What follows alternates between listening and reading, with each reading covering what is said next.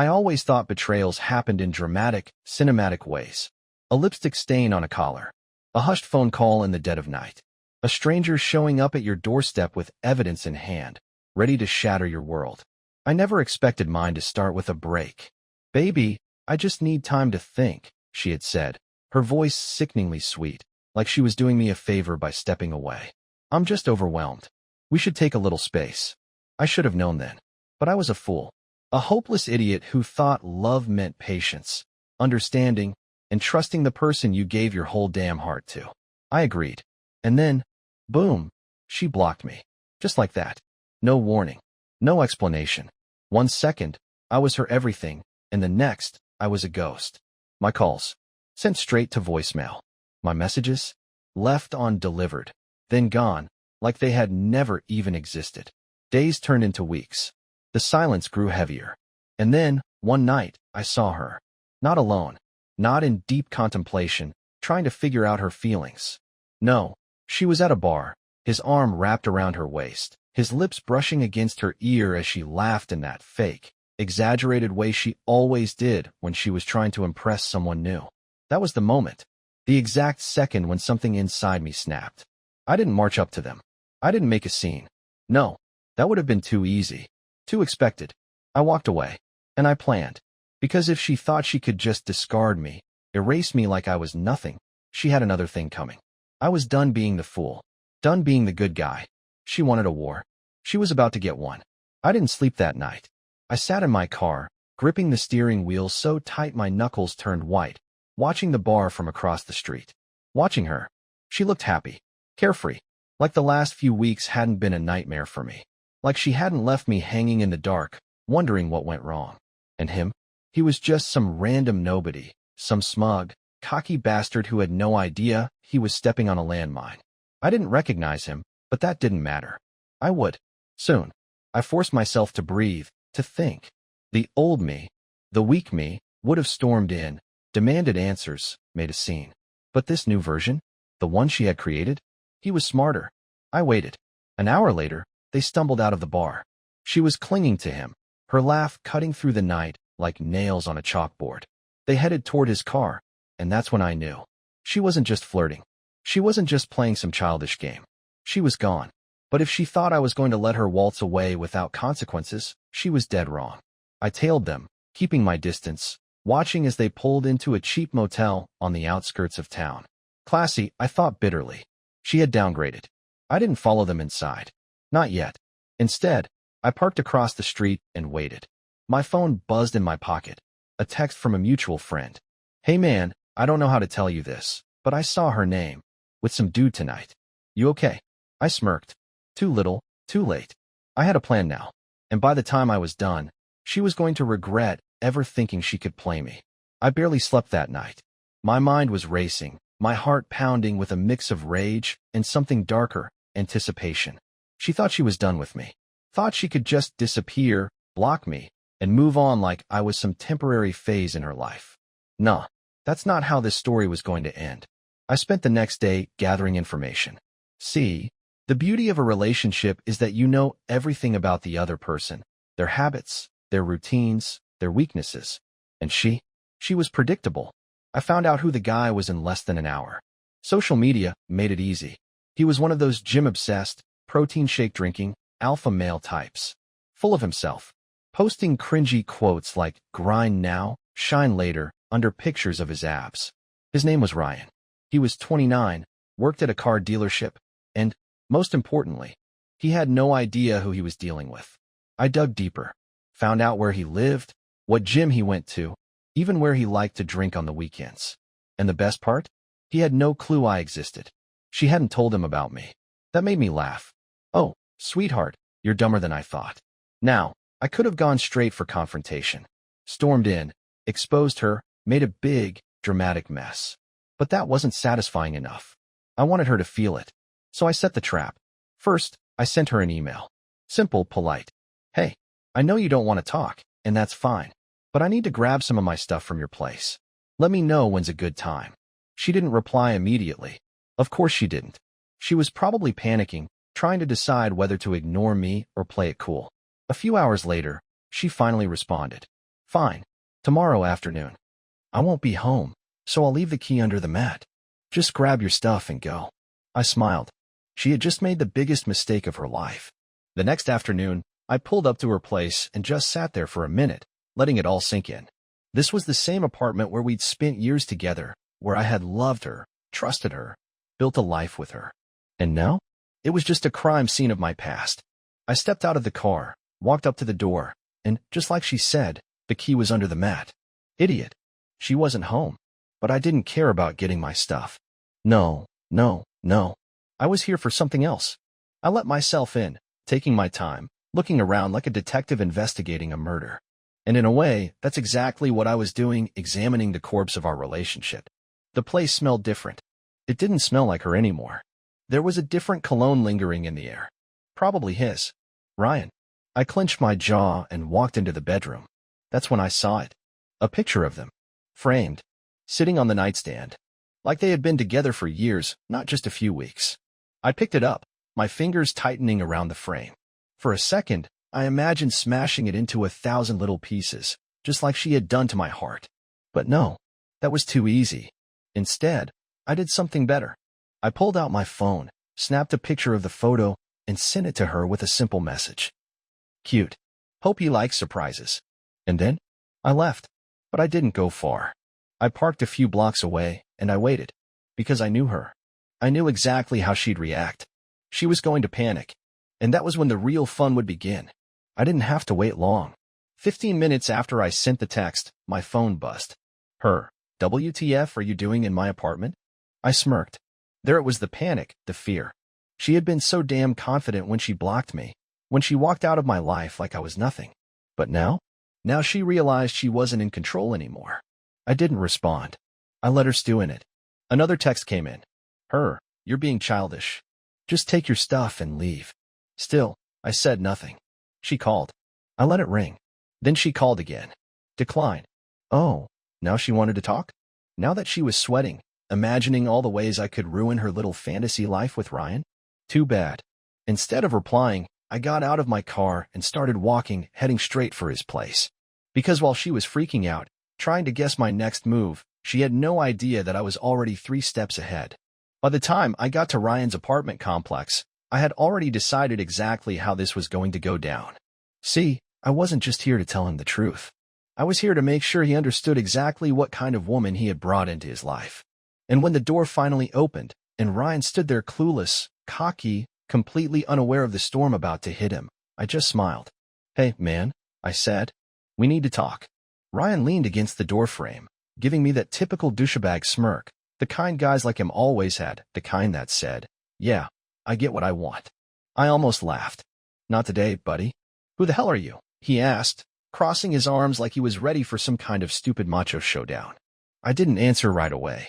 I wanted to watch the moment it hit him, the realization that something was very, very wrong. So instead, I pulled out my phone, tapped on the photo I had taken from her nightstand, and held it up. His eyes flicked to the screen. He frowned. Yeah? What about it? I tilted my head. Cute picture, right? Looks like she really cares about you. Now he was confused. He squinted at me. Yeah. I took a step closer. Crazy, because just a couple months ago, she had pictures like this, but with me. There it was. That slight hesitation. That tiny flicker of doubt in his eyes. He wasn't fully there yet, but he was getting close. So I kept going. I'm her ex, I said, watching his whole body stiffen at the word. The one she needed space from. I made air quotes. The one she blocked before jumping straight into your arms. Silence. I saw the moment it clicked for him. His jaw tightened. His nostrils flared. She told me she was single, he muttered. His voice had lost some of that cocky edge now. I shrugged. Yeah, well, she also told me she needed time to figure herself out. Guess she figured it out real quick in your bed. Ryan ran a hand down his face, exhaling sharply. He wasn't angry at me, not yet. He was angry at himself. At her. She said she was done with her ex, he mumbled, more to himself than me. Oh, she's done, all right. I smirked. But not before using me, lying to me, and acting like I was nothing while she lined up her next guy, you. Ryan's face darkened. I could see the emotions battling inside him, the disbelief, the humiliation, the rage. And then, just when I thought it couldn't get better, His phone buzzed. He glanced at the screen, and then he swore under his breath. I already knew who it was. Her. Trying to do damage control. I let out a small chuckle. Go ahead, I said. Answer it. See how fast she starts lying. He stared at me for a second. Then, slowly, he swiped to accept the call and put her on speaker. Her. Ryan. You have to listen to me, okay? My crazy ex just showed up at my place. He's trying to mess with you. He's dangerous. You can't believe anything he says. Ryan flicked his eyes up to me. I raised an eyebrow. She kept going. Her. He's obsessed with me. I had to block him. He won't move on. He's just trying to ruin us. I leaned in slightly and spoke clearly into the phone. Hey, babe, I said, my voice dripping with venom. Miss me? Silence. Dead. Silence. Then. Her. You psycho. What are you? Ryan hung up. Then he did something I did not expect. He laughed. A low, bitter laugh. The laugh of a man who just realized he had been played like a damn fool. I grinned. Told you. He shook his head. She's gonna lose her mind over this. I clapped him on the shoulder. Let her. And for the first time, Ryan and I were on the same team. Ryan just stood there, shaking his head, rubbing his temple like he had a migraine. He was piecing it all together, and it was beautiful to watch. She really played both of us, he muttered. Made me think she was single, made you think she just needed space. Yeah, I said, stretching my arms. She's good at it too. Almost had me fooled. Almost. His phone buzzed again. Her. We both stared at the screen. Ryan let it ring. Then came the text messages. Her. Ryan, please. I can explain everything. Her. That guy is insane. I was scared of him. That's why I blocked him. Her. Please, just call me. Don't listen to anything he says. I let out a low whistle. Wow. She's really going all in on the Psycho X story, huh? Ryan laughed bitterly. Man, she told me she never even had a serious relationship before me. I raised an eyebrow. Seriously? He nodded. Said she had a few guys in the past, but nothing real. I let out a short, humorless laugh. Damn. That's cold. He exhaled and looked at me. So what now? That was the million-dollar question, wasn't it? I could have walked away. I'd exposed her, shattered her little game, and now Ryan, her new prize, knew the truth. That should have been enough. But it wasn't. Because she hadn't suffered yet. She hadn't felt it. So I grinned. Now, I said. Now we make sure she never pulls this crap again. Ryan smirked. I like the sound of that. And just like that, her worst nightmare began. I could almost taste the panic coming from her frantic texts. She had no idea what was about to hit her. Ryan and I sat in his apartment, phones buzzing nonstop. She was spiraling, throwing every trick in the book at us. First, it was denial. Her. Ryan, don't be stupid. He's just jealous. He's obsessed with me. Then came the guilt trip. Her. I can't believe you'd even doubt me after everything we've been through. Her. I thought you were different. Then, the insults. Her. You're both pathetic. You need to grow up. Her. I was gonna break up with you anyway. And finally, desperation. Her. Ryan, baby, please call me. Just let me explain. I love you. Ryan scoffed. She thinks, I love you, is gonna fix this? She's panicking, I said, stretching my legs. She's realizing she doesn't have control anymore. He smirked. Let's keep it that way. That's when we got creative. Step 1. Public exposure. Ryan took a deep breath, cracked his knuckles, and posted a screenshot of her desperate messages on his Instagram story. Ryan's caption. Imagine thinking you're the only one, but you were just one of many. Clown face. Then, I followed up. I posted our old pictures together, the cute, happy couple one she had deleted from her social media the second she moved on to Ryan. My caption? She said she needed space. Turns out she needed a new victim instead. Men shrugging. We sat back and watched the wildfire spread. Mutual friends started texting. People were commenting. Some laughing. Some shocked. And her? Oh, she lost her damn mind. Her. Delete that now. Her. Are you trying to ruin my life? Her. You're both pathetic losers with nothing better to do. Ryan grinned. Oh, now she's mad. I shrugged. She wanted a game. We're just playing better. Step 2. The grand finale. Ryan cracked his neck and dialed her number. She picked up immediately. Ryan, baby, Nah, he cut her off. Don't baby me. We're done. She gasped. Ryan, please, Nope. His voice was cold. unmoved. I don't date liars. Or cheaters. Or manipulators. She tried to argue, tried to spin another BS story, but Ryan just laughed.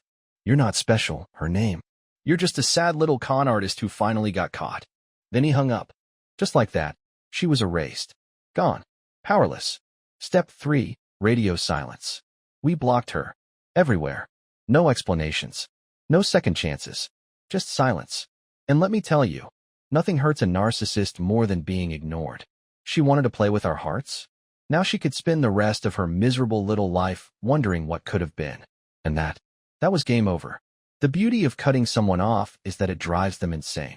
For days, she spiraled. Ryan and I were completely silent, and that silence must have felt like torture because she couldn't handle it. First, she tried recruiting friends to do her dirty work. Mutual friend. Hey man, she's really upset. Maybe you should talk to her? Blocked. Another friend. Bro, she's been crying for days. Maybe just hear her out? Nah. Blocked. Then, she got angry. Her, you think you won? You're nothing. You'll never find someone like me again. I laughed out loud at that one. Promise? Her, you're both childish losers. You're obsessed with me. If we were obsessed, we wouldn't be ignoring her. Then came the fake apologies. Her, look, I know I hurt you, but you didn't have to humiliate me like that. Can we at least talk? Nope. Ryan smirked. Think she's regretting it yet? Oh, absolutely. And just when I thought she was finally giving up, she pulled her most desperate move yet. A new Instagram post. A selfie. Red puffy eyes. Fake deep caption. Sometimes, people just want to hurt you for no reason. But I choose love. And the comments? A mix of sympathy and brutal honesty. Girl, you got caught. LMAO, no reason. You played two guys. Damn, karma really doesn't miss. Ryan and I sent each other a look. She's really out here trying to make herself the victim. Classic move. I leaned back, stretched, and yawned. I give it a week before she moves on to her next target. Ryan nodded. Hope the next guy is smarter. And with that, we moved on. She, however, she was stuck. Alone. Exactly where she deserved to be. You'd think after getting publicly dragged, blocked, and ignored, she'd get the hint and just move on. But nope. A week later, she resurfaced, like a cockroach that just won't die. It started small. A random new number texting me. Unknown. Hey, can we just talk? Please. Nice try. Blocked. Then, she tried emailing me. Her, I just want closure. Can we meet? Just once. Closure? What closure? The story was already closed, sealed, and burned to the ground. Ignored. Then, oh, this was the best part. Ryan hit me up. Ryan, dude, you're not gonna believe this. He sent me a screenshot. She had messaged him, saying she was pregnant. I laughed so hard I almost fell off my chair. Her to Ryan, I didn't want to tell you like this, but I think I might be pregnant. I'm scared. I need you. Ryan's response. Ryan, Elmio, nice try. Maybe ask your psycho ex for help. Blocked. And that was when she lost it. The next day, I got a call from a mutual friend. Mutual friend. Bro, she's telling everyone you ruined her life. Me. Apparently, I was now the villain in her little story. The abusive ex. The manipulative psycho who had turned poor, innocent her into a victim. I just laughed. She really thinks she can rewrite history, huh? Ryan smirked. Let her try? Nobody's buying it. And they weren't. Her lies unraveled fast. People remembered. Screenshots resurfaced. And soon enough, she became the town joke. Now, she was truly alone. And we were free. At this point, she was grasping at straws. Nobody believed her sob story. The sympathy she craved had dried up. She had burned too many bridges, and now, she was left with nothing but her own damn mess. And when people like her have nowhere to run, they self-destruct. Ryan and I were chilling, finally moving on, when suddenly, boom, she went full nuclear. Step 1, the fake apology tour. She started DMing old friends, exes, random mutuals, anyone who might still listen. Her, I've been going through a lot. I just want to apologize to everyone I hurt. Yeah, right. The moment someone called her out. Her, well, I guess you just love to see me suffer. Thanks for nothing. Step 2, the revenge attempt. She made a fake account, so obvious it was her, and started spreading rumors. Anonymous account. Ryan and his ex are actually losers who couldn't keep a woman. Anonymous account. I heard, my name, was actually cheating on her first. It was so sad, bro. Ryan sent me a DM. Ryan, she's really out here playing Scooby-Doo villain levels of pathetic. I laughed. Exactly. Step 3, the meltdown. The final straw? She posted a long, ranting Instagram story, like a damn villain monologue. Some people will go out of their way to destroy you because they can't handle their own failures. But karma is real, and one day, they'll get what's coming to them. She even threw in a Bible quote. Ryan and I were crying laughing. She really thinks she's the main character, I said, wiping away a tear. She's the plot twist nobody wanted, Ryan snorted. And just like that, she was done. No more power. No more control. Just a pathetic, desperate mess left screaming into the void. And us? We walked away. Unbothered. Victorious. Free. Silence. That's all that was left of her. After her meltdown, after her desperate attempts to rewrite the past, to control the narrative, she finally hit the wall. Nobody cared anymore. Her fake apologies? Ignored. Her pity party? Empty. Her little revenge schemes? Embarrassing. She had become exactly what she feared the most, irrelevant. And I was at peace. For the first time in months, I wasn't checking my phone, waiting for the next dramatic move. I wasn't replaying old memories, wondering how I missed the red flags. I was done. Then, she made one last mistake. She tried one more time. Late one night, a new number popped up on my screen. I didn't even have to guess. Her. I let it go to voicemail. Then curiosity got the best of me. I played it. Her voice was different. Not angry. Not fake. Just small. I know you won't answer. And I don't even know why I'm calling. But I messed up, okay? I know that. And I know I can't fix it. But I don't know who I am without you. Silence. Then, softer. I miss you. I stared at the phone for a long moment. Then, I deleted the voicemail. And just like that, she became exactly what she deserved to be. A ghost.